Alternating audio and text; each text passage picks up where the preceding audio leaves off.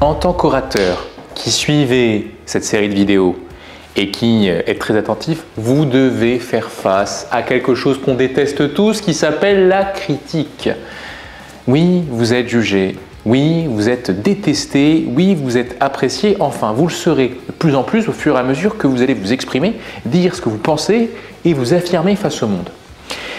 Et c'est parfois la peur d'être critiqué qui fait qu'on a du mal à oser davantage. Et donc je voulais, avec cette nouvelle série de vidéos consacrée à supporter la peur de la critique, aller un cran plus loin sur notre capacité à gérer la critique.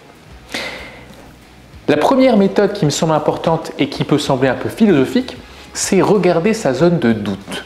Et ça, c'est un petit peu dans une démarche inspirée de Descartes que je vous invite à le faire. Imaginons que je ne vous connais pas là. Je vous regarde et je vous dis, alors que vous vous appelez Patrick, que vous êtes, semble-t-il, un homme. Patrick, je suis sûr et certain que tu es une femme. Bon, à la limite, vous me riez au nez, il n'y a pas d'impact particulier. Qu'est-ce qui se passe? Où est la vanne? Je ne comprends pas trop. Il n'y a pas de sujet. Ce que je viens de vous dire, cette critique ne vous touche pas. Pourquoi? Parce que vous savez très bien que vous n'êtes pas une femme, si vous vous appelez Patrick, et que vous êtes un homme. Pourquoi je vous dis ça? C'est parce qu'il y a des critiques, des attaques que l'on peut vous faire qui, elles, peuvent vous faire mal. Tu es plutôt moyen en prise de parole. Tu n'as pas énormément confiance en toi. Tu es quelqu'un qui est souvent en retard. Tu n'es pas quelqu'un de bienveillant. Vous voyez ce genre de phrases, bon, qu'on vous a peut-être déjà dit, qu'on pourrait peut-être vous dire, qui, elles, vont faire beaucoup plus mal que tu es un homme ou tu es une femme. Pourquoi? Parce que ces critiques vont toucher à des zones grises qui n'ont pas été définies par vous.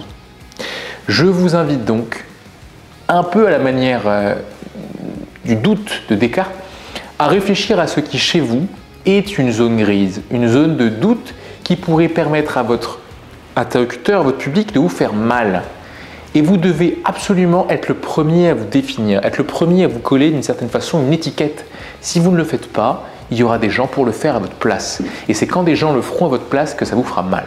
Donc supporter la critique, c'est d'abord se connaître suffisamment pour se définir.